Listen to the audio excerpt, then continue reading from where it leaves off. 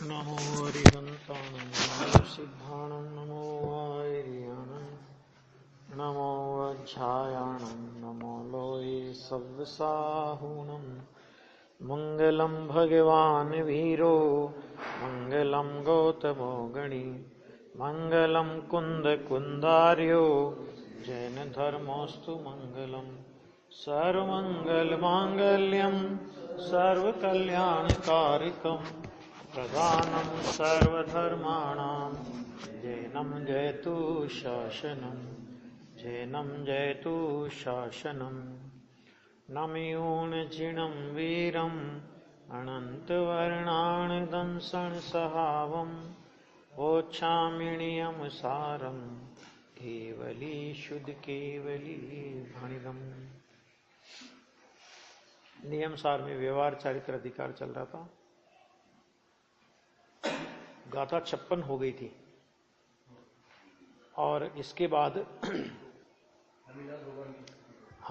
नमीनाथ भगवान की स्तुति करते हुए समंतभद्र आचार्य देव का व्रत स्वयंभू स्तोत्र नाम का जो ग्रंथ है उसके आधार पर एक उद्धरण टीकाकार मुनिराज पद्म प्रमलधारी देव ने दिया था। अहिंसा महाव्रत की चर्चा करते हुए अहिंसा की चर्चा की है, उसमें बहुत जोरदार दिया है कि जगत में विदित हो कि जीवों की अहिंसा परम ब्रह्म है ना।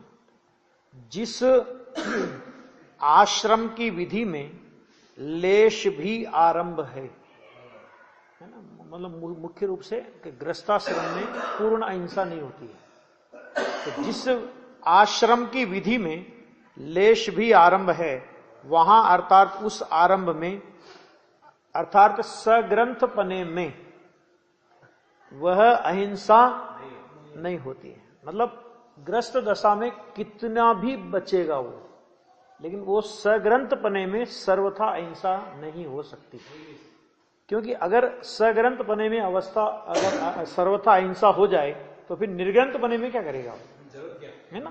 तो ये नहीं होती, इसलिए उसकी सिद्धि के लिए किसकी, अहिंसा की, पूर्ण अहिंसा की सिद्धि के लिए क्या किया आपने कि हे नमीनाथ प्रभु परम करुणावंत, ऐसे आप श्री ने दोनों ग्रंथ को छोड़ दिया। माने द्रव्य और भाव दोनों प्रकार के परिग्रह को छोड़ करके निर्ग्रंथपना अंगीकार किया। इसका मतलब इसमें देखो स्तुति तो इस रूप में की, लेकिन साथ ही उन्होंने एक सिद्धांत का प्रतिपादन कर दिया कि मुनि के श्रावक दशा में, ग्रस्त दशा में लेश भी आरंभ होगा, लेकिन होगा जहां लेश भी आरंभ है वहां पूर्ण अहिंसा नहीं हो सकती, अर्थात मुनिराज के योग्य अहिंसा नहीं हो सकती। और जहां मुनिराज के योग्य अहिंसा है, इसमें से यह भी निकला ना कि जहां मुनिराज के योग्य अहिंसा है वहां लेश भी आरंभ नहीं हो सकता, निर्गंतपन नहीं। तो अगर सर्वथा अहिंसा ग्रस्त दशा में हो जाए तो फिर वो ग्रस्त दशा नहीं, ठीक। और मुनि दशा में किंचित भी आरंभ परिग्रह रहे तो फिर वो मुनि दशा नहीं। क्यों? क्योंकि वहां अहिंसा महाव्रत की सिद्धि नहीं होती, और एक महाव्रत की सिद्धि नहीं होती तो अकेला एक ही महाव्रत नहीं जाता है, सब जाते हैं। आ गया है ना। हाँ देखो, द्रव्य तथा भाव दोनों प्रकार के परिग्रह को छोड़कर निर्ग्रंथपना अंगीकार किया। विकृत वेश तथा परिग्रह में रत न हुए। विकृत वेश माने ग्रस्त दशा को यहां विकृत वेश कहा है। निर्ग्रंथ दशा की अपेक्षा से ग्रस्त दशा वो क्या है, विकृत वेश है। और परिग्रह युक्त जो वेश है वो विकृत वेश है, तो उसमें प्रभु आप रत नहीं हुए। इस तरह समंतभद्र आचार्य देव ने ये जो स्तुति की, इसकी चर्चा अपन ने परसों के दिन की थी। अब देखो, अब गाथा 56 की टीका पूर्ण करते हुए टीकाकार मुनिराज श्री पद्म प्रमलधारी देव श्लोक कहते हैं। देखो यहां पे, त्रस घात के परिणाम रूप अंधकार के नाश का जो हेतु है। अच्छा, सकल लोक के जीव समूह को जो सुखप्रद है और स्थावर एक इंद्रिय जीवों के विविध बद से जो बहुत दूर है। तीन बातें ली। तीन बातें कौन कौन सी ली? कि त्रस घात के परिणाम रूप अंधकार के नाश का जो हेतु है, जहां पे त्रस घात रूपी अंधकार तो होता ही नहीं है, क्योंकि अहिंसा व्रत का सूर्य उदय हुआ ना, तो त्रस घात रूप अंधकार का, त्रस घात के परिणाम रूप अंधकार तो वहां पर होता नहीं। और सकल लोक के जीव समूह को सुखप्रद है। क्यों? क्योंकि अब वो जीव जो अहिंसा महाव्रती है तो लोक के किसी भी जीव की हिंसा नहीं करेगा, न त्रस की न स्थावर की। तो सभी जीवों के लिए उसका व्रत कैसा हो गया? सुखप्रद हो गया। मैंने किसी को पीड़ा नहीं पहुंचेगी, उसके निमित्त से जगत के किसी जीव को पीड़ा नहीं पहुंचेगी, इसलिए वो सुखप्रद हो गया। और स्थावर एकेंद्रीय जीवों के विविध बद्ध से, अनेक प्रकार से जो उनके बद्ध बंधन आदि होते हैं ना, अनेक प्रकार से स्थावर जीवों को, जैसे अनावश्यक अग्नि जलाना, अनावश्यक पानी मतलब पानी को गिराना, मुनिराज को तो वो भी नहीं होता। मुनिराज को तो ना अग्नि जलाने का प्रसंग बनता है, न पानी गर्म करने का प्रसंग बनता है ना। वनस्पति काटने का तो सवाल ही नहीं। पृथ्वी खुदवाने का कोई काम मुनिराज के नहीं होता, है ना। और ऐसे ऐसे सब जो भी एक इंद्रिय के बद्ध हो सकते हैं, तो एक इंद्रिय जीवों के बद्ध से जो बहुत दूर है। बहुत दूर है का मतलब क्या है इसका? कि कृत कारित अनुमोदना, मन वचन और काय, 9 कोटि से सट काय के जीवों की हिंसा का परित्याग होता है। न मन से, न वचन से, न काया से, कृत से, कारित से और अनुमोदना से। हम थोड़ी करते, ये नहीं चलेगा। अनुमोदना भी नहीं, कृत कारित। अरे इसका तो सीधा उत्तर है कि 10वीं प्रतिमा होती ना अपने यहां पे, श्रावक की 10वीं प्रतिमा, उसका नाम है अनुमति त्याग प्रतिमा। कौन सी प्रतिमा है वो? अनुमति त्याग। तो अनुमति त्याग का मतलब क्या होता है कि वो 10वीं प्रतिमा वाला रहता घर में है। अभी घर त्यागी नहीं, वो अनिवार्य नहीं कि घर छोड़ के चला जाए, वो घर में रहेगा, लेकिन घर में एकांत, माने जहां पे किसी परिवार वालों का कोई हस्तक्षेप नहीं होवे, ऐसी एकांत जगह में घर में रहेगा। और उसको बुलाने आएंगे घर वाले तो भोजन के लिए आ जाएगा, नहीं बुलाने आए तो उपवास कर लेगा। इतना निर्लिप्त रहता है घर में। और किसी भी प्रकार के पाप कार्य की अनुमति वो नहीं देगा। घर में कोई, मतलब घर में बेटा हो, घर में पिताजी, मतलब लड़का है मान लो, तो पिताजी भी पाप में लगे हैं मान लो, और लड़का भी 10वीं प्रतिमा वाला हो गया, वो ये कोई प्रतिबंध नहीं है। उसकी भूमिका में राग तंतु इतने टूट गए होते हैं कि उसे किसी भी प्रकार के पाप कार्य में सम्मिलित होने का तो प्रश्न ही नहीं। ग्रस्त के योग्य पाप कार्य में सम्मिलित होने का तो प्रश्न ही नहीं। लेकिन उस भूमिका में घर में रहते हुए भी घर के लोगों को किसी भी प्रकार के पाप कार्य में अनुमोदना नहीं देता। वो कहती आप लोग विधि से बहुत होशियार हो, अब हमें नया काम करना है, थोड़ी आप हमें राय तो दो, है ना। और आपने तो बहुत बड़े बड़े काम किए हैं, अब हमें ये काम करना है ना, ये रसोई करना है, फलाना करना है, ये बनाना है, वो बनाना है, ये मकान बनाना है, इसका कैसी डिजाइन करें, वो करें, कुछ नहीं, अनुमति नहीं देगा। 10वीं प्रतिमा, उसके बाद तो अभी फिर 11वीं प्रतिमा है। 10वीं प्रतिमा में यह होता है कि वो उसके निमित्त से बनाया हुआ भोजन का त्याग नहीं है उसको, लेकिन इतना है कि अगर उसको आप बुलाने जाओगे तो आएगा, नहीं आ तो नहीं आएगा, घर में भी, ठीक है, घर में रहते हुए भी। और 11वीं प्रतिमा में क्या होगा कि शुल्लक और एलक हो जाएंगे, तो फिर वो उदिष्ट भोजन का भी त्याग हो जाएगा। इतने राग तंतु टूट जाते हैं। जब एक ग्रस्त को 10वीं प्रतिमा में होने पर भी पाप कार्य के अनुमोदना का परिणाम नहीं आता, घर वालों को भी वो कितना ही करोड़ों रुपए का लाभ होता हो, उसकी सलाह से, माने उसको नॉलेज है मान लो, और उसकी सलाह से परिवार को करोड़ों रुपए का लाभ हो जाए, तो भी वो उसकी सलाह नहीं देगा। अनुमति त्याग प्रतिमा में आपको किसी पाप कार्य की अनुमति देने का त्याग है। नहीं तो इसमें मंदिर बनाने का उपदेश तो उपदेश श्रावक को कर्तव्य के रूप में, श्रावक धर्म में यह कर्तव्य है कि जिन श्रावकों को अपने घर बनाने का परिणाम आता है उन्हें जिन मंदिर बनाने का परिणाम आता है। अनुमोदना नहीं हुई, वो एक श्रावक के कर्तव्य का निरूपण किया है। तुम बनाओ, मैं तुम्हारे साथ खड़ा हूं, ये नहीं है। श्रावक का कर्तव्य तो बताएंगे ना मुनिराज, श्रावक के कर्तव्य क्या होते हैं। चरणान योग के अनुसार श्रावक के कर्तव्य का वर्णन करेंगे कि नहीं करेंगे?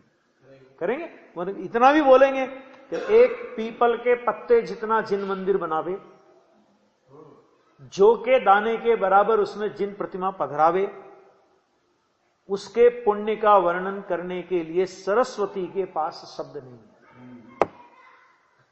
इतनी महिमा बताएंगे, लेकिन उसमें तुम ये करो, तुम ऐसा करो, ये करो औरों की बात नहीं। ऐसा श्रावक की भूमिका में होता है, उसका वो ज्ञान कराते, बस खत्म बात, उससे उनका कोई लेना देना नहीं। इस तरह ये आ गया। तो जीव समूह को सुखप्रद, समस्त एकेंद्रीय जीवों के विविध बद्ध से बहुत दूर है और सुख सागर का जो पूर है। क्यों सुख सागर का पूर है? कि ये अकेला विकल्पात्मक नहीं है खाली कि पर जीवों की हिंसा का परिणाम नहीं आया, तो केवल इतना विकल्पात्मक नहीं है। उनके उस विकल्प के साथ ही उनको तीन कसाय चौकड़ी के अभाव रूप सुख सागर का ज्वार, परिणति में सुख का ज्वार उनको आता है। इतना प्रचुर स्व संवेदन उनको होता है, तो अंदर में वीतरागी अहिंसा पलती है और राग तंतु इतने टूट गए होते हैं कि सटकाय की जीवों की हिंसा का परिणाम नहीं आता। आ गया ऐसा। वह जिन धर्म, कहना कि वह जिन धर्म जयवंत वर्तता है, वह जिन धर्म क्या होगा कि जयवंत वर्तता। ऐसा जो अहिंसा है, अहिंसा जिन धर्म है, उसको यहां पे आचार्य भगवान मुनिराज कहते हैं वो जयवंत वर्तता है। ये बात हुई, ये अहिंसा व्रत की बात तो हुई। अब देखो आज आता है अपना 57 नंबर की गाथा, और 57 नंबर की गाथा में सत्य व्रत की चर्चा है आज। सत्य, यह सत्य व्रत के स्वरूप का कथन है। सत्य व्रत माने सत्य महाव्रत, मुनिराज की बात है ना, तो सत्य महाव्रत के स्वरूप का ये कथन है। मुनिराज को सत्य महाव्रत कैसा होता है ना, मिथ्या वचन बोलने का परिणाम स्वप्न में भी कभी मुनिराज को नहीं आता। तो देखो यहां पे कहा, गाथा पढ़ेंगे। रागेण व दोषेण व मोहेण मोस भास परिणामम्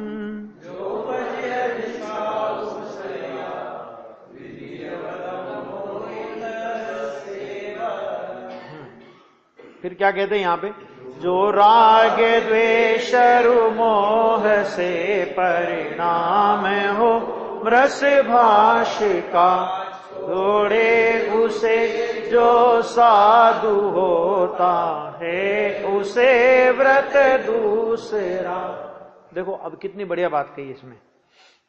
राग से, द्वेष से, है ना, अथवा मोह से होने वाले मृषा भाषा के परिणाम को जो साधु छोड़ता है, माना मोह राग द्वेष, इनके वशीभूत होकर किसी भी प्रकार का असत्य नहीं होगा। देखो ऐसा होता है,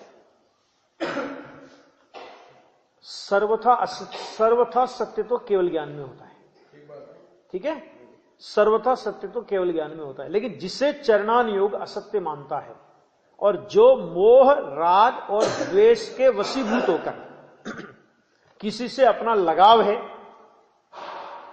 तो उसके लिए झूठ बोल दे, किसी से राग है तो कुछ भी झूठ बोल दे, किसी से द्वेष है तो झूठ बोल दे, उसके लिए ऐसा कभी भी उनकी भूमिका में नहीं होता, छोड़ते हैं। उसी को सदा दूसरा व्रत होता है, दूसरा व्रत है उसको दूसरा, ये दूसरा व्रत माने असत्य का त्याग, सत्य महाव्रत है ना।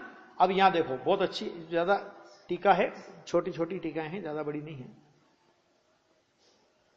देखो क्या कह रहे हैं यहां पे, यहां ऐसा कहा है कि सत्य का प्रतिपक्ष अर्थात सत्य से विरुद्ध परिणाम वह मृषा परिणाम है ना।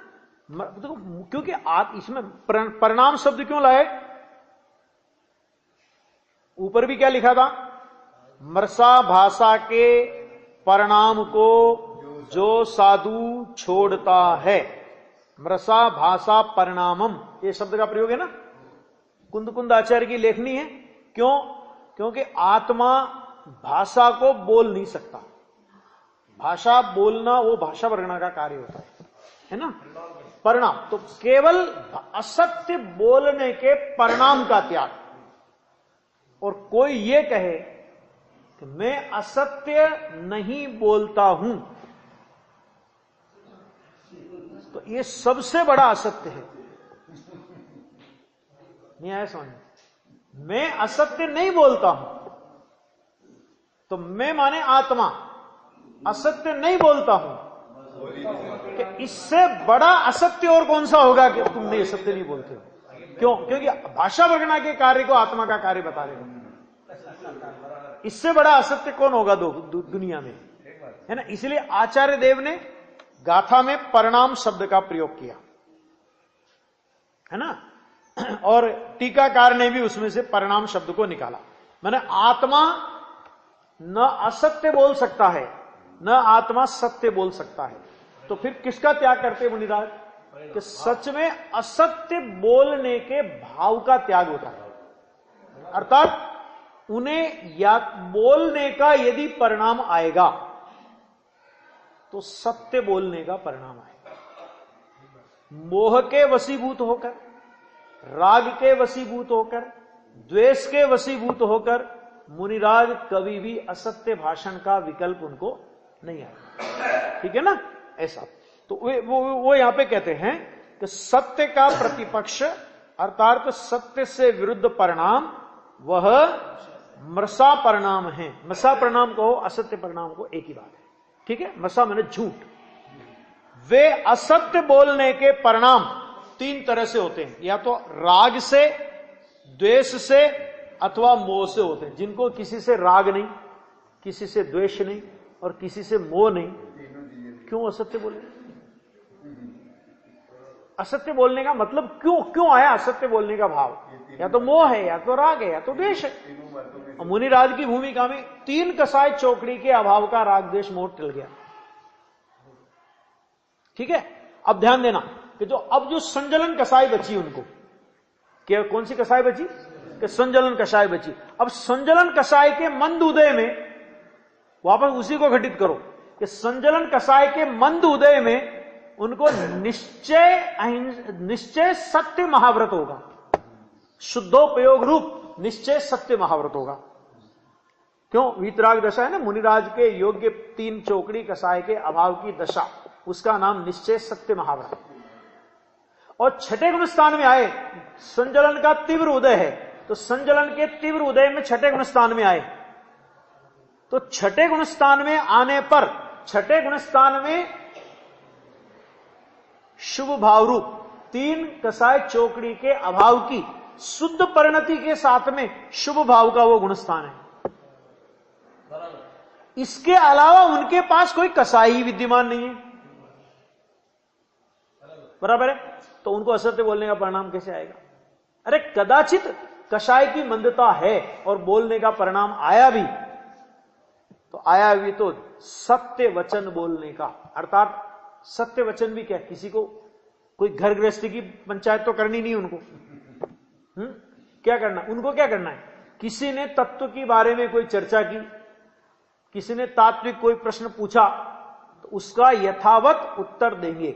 अगर मान लो खुद के ज्ञान का उगाड़ नहीं हो उस जाति का, तो वो फिर बोल देंगे, भाई मुझे इस बात का ज्ञान नहीं है, आप किसी विशेषज्ञ से पूछ लेना, और वो कुछ बतावे तो मुझे भी बता देना।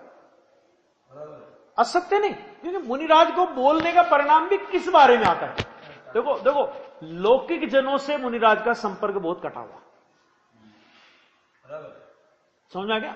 ग्रस्तों की संगति से मुनिराज बहुत बचते हैं। केवल आहार के प्रसंग में ग्रस्तों के संपर्क में वो आते हैं, अथवा ग्रस्तों की सभा हो, लोग आए और मुनिराज को विकल्प आया तो उपदेश देते हैं। बाकी कोई बातचीत उनसे करते नहीं हो, ठीक है। और जंगल में रहते हैं, तो जंगल में रहते हैं तो पशुओं से क्या बात करें, है ना। और मनुष्यों की संगति से बहुत बहुत बचते हैं, है ना। ठीक है, आ जावे लोग, गृहस्थ लोग आ जावे तो उनका क्या संबंध, अच्छा भैया कहां से आए हो, तुम्हारी व्यवस्था होगी कि नहीं होगी, तुमको मतलब है, तुम्हारी व्यवस्था लेके चलते हो, तुम गृहस्थों की व्यवस्था के बारे में पूछ रहे हो, तो इसका मतलब यह हुआ कि तुम अपनी व्यवस्था भी लेकर के चल रहे हो। जब तुम्हारे पास अपनी व्यवस्था नहीं है, तुम अपनी व्यवस्था का विकल्प नहीं करते कि मैं विहार करते करते शाम का मेरा प्रोग्राम क्या है। जहां सूर्यास्त हो गया, सूर्यास्त के अंतर मुहूर्त पहले जहां जो जगह आई वहां पर टिक जाते। ये नहीं अगली जगह आर की व्यवस्था है कि नहीं, कोई मतलब नहीं। पुण्य में होगा तो मिलेगा, नहीं मिलेगा तो नहीं मिलेगा। जब तुम्हें अपनी व्यवस्था का तुम्हारे को कोई विकल्प नहीं है, तो तुम्हें गृहस्थों की व्यवस्था का विकल्प कैसे आया। और यदि विकल्प आया तो तुम गृहस्थ हो, फिर मुनि नहीं हो। गृहस्थ को गृहस्थ की व्यवस्था का विकल्प नहीं आवे, श्रावक को साधर्मी की व्यवस्था, मान लो साधर्मी आया अपने यहां पे और अपने को विकल्प नहीं आवे, तो अपना गृहस्थ नहीं। और मुनिराज को वैसा विकल्प आ जावे, भैया तुम्हारी ठहरने की व्यवस्था होगी कि नहीं, तुम्हारी भोजन की व्यवस्था होगी नहीं, तुमको तकलीफ तो नहीं है, तुम मुझे बता देना कि कमंडल पीछे रख दो एक और कपड़े पहन लो। ये नहीं है मार्ग। ये सब क्यों, क्योंकि जब तुम्हें राग द्वेष है ही नहीं, किसी से राग नहीं, किसी से द्वेष नहीं, किसी से मोह नहीं, आपके पास राग द्वेष मोह की कला, मोह के अभाव की कला सीखने के लिए ग्रस्त आवे, तो उसे मोह राग द्वेष के अभाव की कला बताओ। और वो किसी व्यवस्था के लिए आवे तो उपसर्ग मान करके मौन हो जाओ। हम क्या करें, हम तो नहीं चाहते, ये ग्रस्त लोग हमें उलझा देते हैं। कि ग्रस्त लोग तुम्हें उलझा देते हैं तो तुम्हारे ऊपर उपसर्ग हुआ, उपसर्ग हुआ तो आत्मा का ध्यान करके बैठ जाओ। 2 घंटे नहीं बोलोगे, ग्रस्त लोग भग जाएंगे। क्यों? क्योंकि ज्यादा इंतजार नहीं करने वाले, ग्रस्त लोग फालतू नहीं है तुम्हारे, मतलब हाँ समझ आएगा नहीं क्या। लेकिन रस, हमको रस है और ग्रस्तों का दोष दिखाते हैं। ग्रस्त ऐसा करते हम क्या करें, ग्रस्त ऐसा करते हम क्या करें, ग्रस्त ऐसा करते हम क्या करें। तुम ही ग्रस्त हो जाओ, फिर क्या करेंगे, ये करो और क्या करो। आ गया समझ में। देखो, राग से, द्वेष से अथवा मोह से होते हैं तो आ गया ना छठे गुण स्थान में, क्योंकि इसके अलावा कोई विकल्प नहीं है उनके पास। उनकी भूमिका में उस जाति की कसाई नहीं होती। सच्चे भावलिंगी संत की भूमिका में उस जाति की कसाई नहीं होती कि असत्य बोलने का विकल्प भी आवे उनको। आ गया, क्योंकि मंद उदय होगा तो शुद्धोपयोग रूप 7वें गुण स्थान में रहेंगे, और तीव्र उदय आया संजलन कषाय का, तो विकल्प की भूमिका में, शुद्ध परिणति के साथ विकल्प की भूमिका में, और उस विकल्प की भूमिका में वो अशुभ विकल्प नहीं है, शुभ विकल्प है। तो शुभ विकल्प में सत्य वचन, जिनेंद्र भगवान के द्वारा प्रतिपादित वस्तु व्यवस्था का प्रतिपादन करने का विकल्प, जगत के दुखों से दुखी जीवों को मुक्ति के मार्ग को बताने का विकल्प। समझ आया कि नहीं आ गया। कोई दीक्षा लेने वाला है और वो योग्य पात्र है तो उसको दीक्षा देने का विकल्प। किसी से कोई गलती हो गई और वो प्रायश्चित लेने वाला है तो उसको प्रायश्चित देने का विकल्प। इसके अलावा मुनिराज की कोई जिम्मेदारी, इसलिए इनके अलावा उनका कोई वचन व्यवहार नहीं होता। हाँ होता है, कभी कोई रोगी साधु है, ग्रस्त, कब ग्रस्तों से मुनिराज आगे होके बात कर सकते हैं, ये भी सुन लेना जरा, कि कोई रोगी मुनिराज है संघ में। ये प्रवचन सार में लिया है, शुभोपयोगी श्रवणों के लिए इस प्रसंग पर उचित वर्जित नहीं है ना। रोगी मुनिराज है तो वो ग्रस्त को बता सकते हैं, खुद के लिए नहीं कि बताएंगे, दूसरा कोई संघ में साधु है, रोगी है, ऐसा कुछ है, प्रॉब्लम है, तो वो बता सकते हैं कि आज ही महाराज को ये तकलीफ है। कोई ग्रस्त आया और उसने पूछा सब कुशल मंगल है, तो वो बता देंगे, इतना बता, खुद के लिए नहीं बताएंगे। ये एक विशेषता है, देखो स्वयं के लिए नहीं बताएंगे। ये चरणान योग चूलिका में प्रवचन सार में ये प्रकरण आया है, उसमें भी हमने चर्चा करी थी इसकी। देखो ये आ गया भैया, हाँ, तो उसके आ गया राग से, मोह से, द्वेष, मोह से होते हैं जो साधु अर्थात आसन्न भव्य जीव। साधु माने क्या? निकटवर्ती, मुक्ति का निकटवर्ती, केवल ज्ञान की तलहटी में जो खड़ा है। साधु माने कौन? जो केवल ज्ञान की तलहटी में खड़ा है। माने इसी भाव में या एक भाव छोड़ के, यहां अगर इस भाव में नहीं हुआ तो क्या होगा कि केवल ज्ञान लेंगे, अगले भाव में चले जाएंगे। वो केवल ज्ञान लेने के लिए स्वर्ग में जाएंगे, वहां से मनुष्यों के केवल ज्ञान ले लेंगे। तो ज्यादा लंबा काल तो नहीं है ना, मुक्ति का लंबा काल तो नहीं है ना। तो क्या साधु अर्थात आसन्न भव्य जीव उन परिणामों का परित्याग करता है, अर्थात वे परिणाम उनको उत्पन्न ही नहीं होते, उसका नाम उन परिणामों का त्याग करता है। अगर वास्तव में उन परिणामों का त्याग करता है तो वचन का और परिणामों का ऐसा निमित्त नैमित्तिक संबंध है कि उनकी असत्य भाषा भी देखने में नहीं आती। तो चरणान योग की शैली में यह भी बोला जाए कि वो असत्य भाषा का त्याग करते हैं, तो वहां पे समझना परिणामों का त्याग करते हैं, उसे भाषा का त्याग कहा है। हाँ, वास्तव में तो परिणाम का त्याग करते हैं। समस्त प्रकार से, हाँ, समस्त प्रकार से छोड़ता है, उसे दूसरा व्रत होता है। उसे दूसरा व्रत माने असत्य महाव्रत होता है। 57 नंबर की गाथा की टीका पूर्ण करते हुए टीकाकार मुनिराज श्लोक कहते हैं, देखो, जो मुनि, जो पुरुष अति स्पष्ट रूप से सत्य बोलता है। अब ये चरणान योग की शैली है ना, तो सत्य बोलता है मैंने बोलने का परिणाम करता है, उसको बोलता है भी बोला जाएगा चरणान योग की शैली में।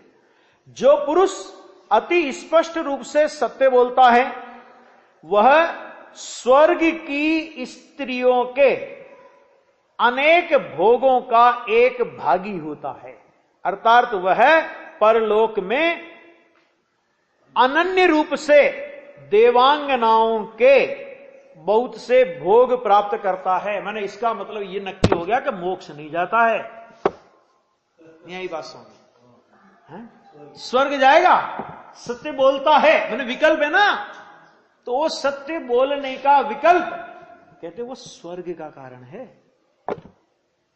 मुक्ति का कारण नहीं है। और अनेक देवांगनाओं शब्द का प्रयोग करके, क्योंकि ज्ञानी मुनिराज है ना, तो ज्ञानी मुनिराज है तो स्वर्ग में उच्च जाति के देव होंगे, उच्च जाति के देव होते हैं। आ गया? इसका मतलब क्या निकला इसमें से कि भाई सत्य बोलने का परिणाम, क्रिया नहीं, क्रिया तो पुद्गल की है, लेकिन उसका जो परिणाम है वो शुभ भाव रूप है, और शुभ भाव रूप होने से मुनिराज को वो देव गति के बंध का कारण होता है, उससे मोक्ष होता है, संसार का अभाव होता है। ऐसा बिल्कुल नहीं है। ऐसा नहीं होने पर भी, उससे मोक्ष नहीं होने पर भी, मोक्ष मार्गी मुनिराजों की भूमिका में यदि बोलने का परिणाम आएगा तो सत्य हित मित प्रिय मुख चंद्र ते अमृत झरे, भ्रम रोग हर जिनके वचन मुख चंद्र ते अमृत झरे। आग नहीं घिरे, मुख चंद्र ते अमृत झरे। समझ में आ गया? मुख चंद्र क्या? भ्रम रोग हर, लोगों को भ्रम में डाल दे, ऐसा नहीं, हाँ, लोगों को और भ्रम पैदा कर दे, तो वो मुनिराज के वचन नहीं होते। भ्रम रोग हर, अरे भ्रम रूपी रोग का निवारण करने वाले, उसको हरने वाले। और मुख रूपी चंद्रमा से अमृत झरता है, ऐसी मुनिराज की वाणी होती है। हित मित प्रिय, वस्तु स्वरूप के अनुकूल, वस्तु स्वरूप से प्रतिकूल नहीं। ख्याल में आ गया कि नहीं आ गया? हाँ, बहुत एक एक बात में बहुत मर्म है, कैसा वचन व्यवहार होता है उनका। तीन बातें होती है कि पहली एक होती है वचन गुप्ती, एक होती है भाषा समिति, और एक होता है सत्य महाव्रत, और अनुव्रत तो गृहस्थों को होता है। मुनिराज की भूमिका में सत्य को संभालने वाले 3 वचन हो, तीन जगह उनको सब वचन, माने सत्य के संबंध में 3 चीजें हैं कि पहला वचन गुप्ती, आवश्यकता ना हो तो मुनिराज बोलते ही नहीं, अर्थात उन्हें बोलने का विकल्प ही नहीं आता। क्यों नहीं आता? क्योंकि बोलना हमेशा आपको पर के साथ जोड़ता है, क्योंकि बोलोगे तो किसी न किसी दूसरे के साथ ही तो बात करोगे, अपने आप से ही बात करोगे। काश लगा के अपने चेहरे से बात करेंगे क्या? अपन किससे बात करते हैं?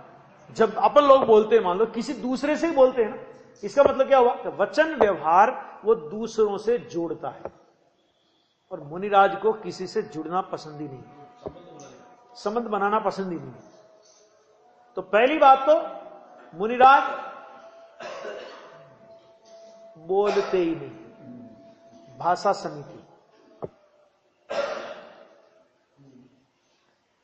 नहीं, वचन गुप्ती, सॉरी वचन गुप्ती।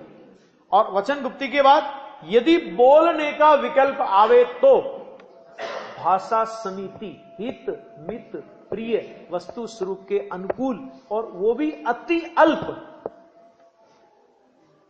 आ गया? मुनिराज के प्रवचनों का समय नियत नहीं होता। आप कहोगे कैसी बातें कर रहे हो? प्रतिदिन मुनिराज का प्रवचन का समय इतनी बजे से इतनी बजे तक, कि भाई साहब मुनिराज कभी भी पराश्रय भाव के बंधन की प्रतिज्ञा नहीं लेते। प्रवचन करना ये पराश्रय भाव है कि स्वाश्रय भाव है? पराश्रय भाव है ना, तो पराश्रय भाव है, तो मुनिराज कभी पराश्रय भाव में बनते, माने इतनी बजे 8 से 9 बजे या 2 से 3 बजे तक मुझे प्रवचन का टाइम है, कि ये मुनिराज का नहीं होता ऐसा टाइम। आप ज्ञानानंद श्रावकाचार पढ़ेंगे अगर, तो उसमें एक मुनिराज की वन जंगल की दशा का बहुत बढ़िया वर्णन किया। तो एक बहुत अच्छा चित्रण किया उन्होंने, बिल्कुल जैसा ऐसा कोई जैसे कोई बिल्कुल कोई दृश्य बता रहे हो। हाँ, तो उन्होंने कहा कि एक जंगल में बहुत सारे मुनिराज का संग आया हुआ, गांव के लोगों को पता पड़ा।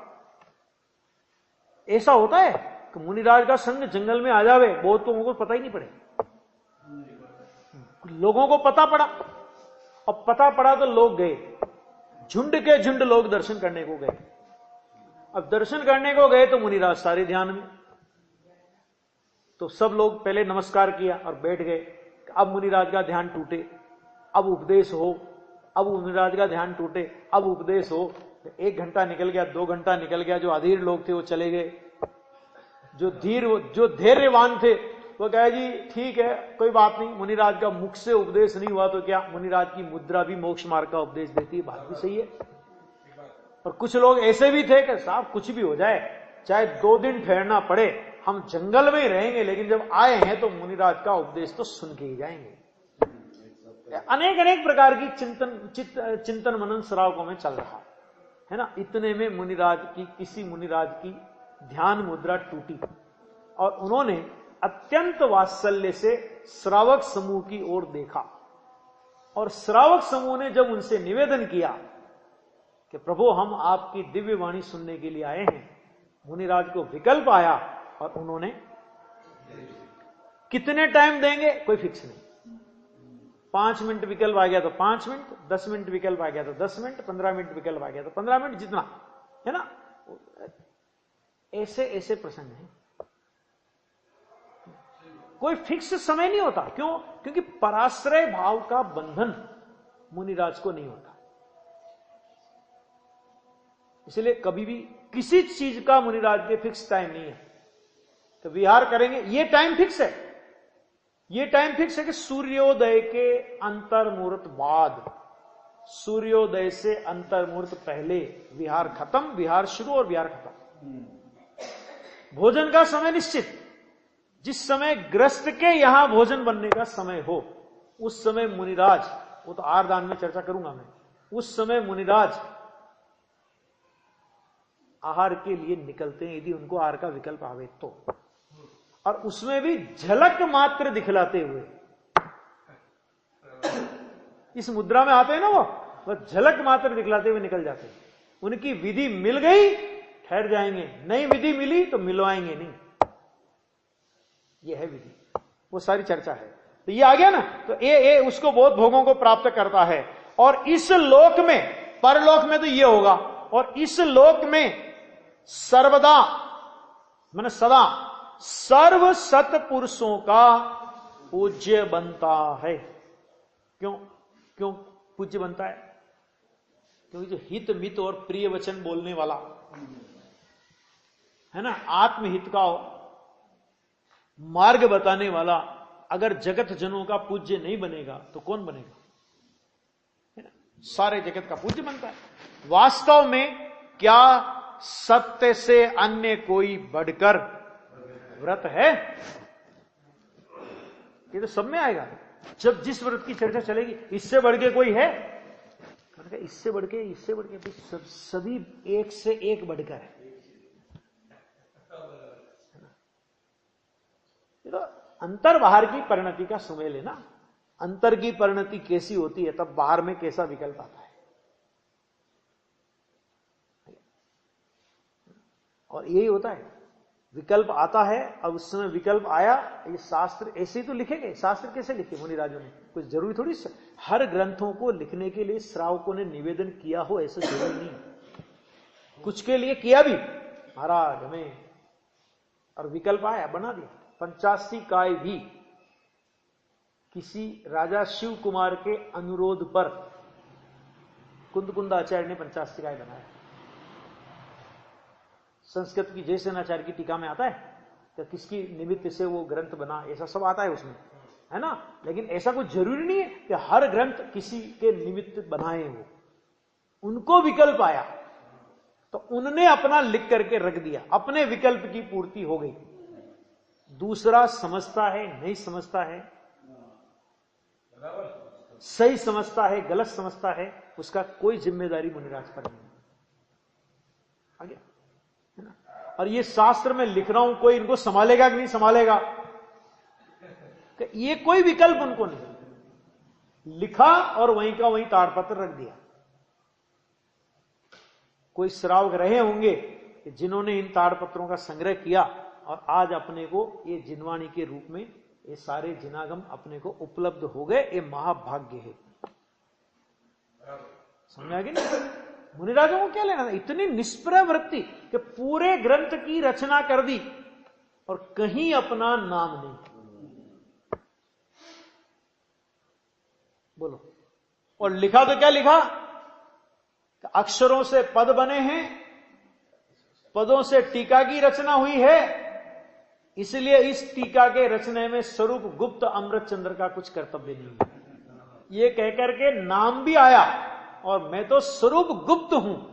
मुनिराज की दशा कैसी होती है वो भी आया। और पुद्गल के कार्य में आत्मा का कोई कर्तव्य तो नहीं है, इस सिद्धांत को भी ऐसा भी लिखा। हे जगत के जीवों, मैं अमृतचंद्र सूरी व्याख्याता हूं और ये फलाने शास्त्र की टीका मैंने व्याख्या करने योग्य है, ऐसा मानकर तुम मोह में मत नाचो। ये शब्द का प्रयोग किया है। मतलब क्या? हम तो नाच ही नहीं रहे, लेकिन जब हम ही नहीं नाच रहे, जिनने टीका बनाई वो ही नहीं नाच रहे, तो तुम काहे को नाच रहे? कि तुम मोह में मत नाचो। क्यों? क्योंकि इसमें स्वरूप गुप्त अमृतचंद्र का कुछ कर्तव्य तो नहीं है। ये अपने को किस बात की प्रेरणा देता है? यह है परम सत्य का उद्घाटन। यह है ना सत्य वचन बोलते हैं ना मुनिराज, यह है सत्य वचन कि जड़ पुद्गल का कर्ता, जड़ पुद्गल की किसी क्रिया का कर्ता, चाहे वो शास्त्र रचने जैसा उत्कृष्ट कार्य हो, उस विकल्प का कर्ता भी जब ज्ञानी नहीं, क्योंकि विकल्प राग है और राग का कर्ता भी जब परमार्थ से ज्ञानी नहीं, तो पोतगली की क्रिया का कर्ता ज्ञानी कैसे हो सकता है? इस परम सत्य का उद्घाटन, इसका नाम सत्यव्रत है ना। दो द्रव्यों के कर्तापने की पुष्टि करावे, राग में धर्म मनावे, है ना। तो ये सब जो जितने सिद्धांतों के अपलाप किए जाते हैं या अपलाप करते हैं, तो वे सब सत्य का अपलाप है। सिद्धांत कभी अपलाप नहीं होता, सिद्धांत का कभी अपलाप नहीं होता। लेकिन सिद्धांत का अपलाप करने के फल में क्या दशा होती है वो किसी से छुपी नहीं है। आया? तो दूसरा व्रत कौन सा हुआ? सत्य महाव्रत, है ना। ये अहिंसा व्रत हुआ और उसका बाद सत्य महाव्रत की चर्चा हो गई, है ना। अभी इसका अपन अन्वयार्थ पढ़ लेते हैं, चोरी वाला, और उसके बाद फिर अपन अचौर्य का। अब तीसरे व्रत के स्वरूप का कथन है, माना अचौर्य व्रत का कथन आएगा। गाथा और अन्वयार्थ पढ़ लेते। गामे वाणयरे वाणरण्ये वापेक्षिगुण परमत्थम जो मुयदिगण भावम किरियवदम होति तस्सेव।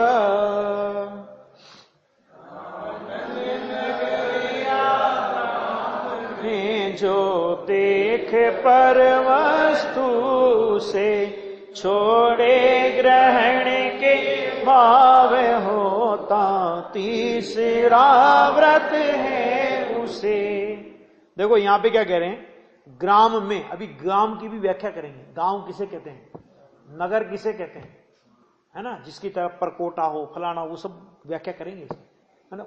जिनवाणी के हिसाब से कौन गांव है कौन नगर है, ये देखो आएगी, वो टीका में चर्चा आएगी। ग्राम में, नगर में, अच्छा उसके बाद या वन में, अरण्य माने वन में, पराई वस्तु को देखकर, पराई वस्तु को देखकर जो साधु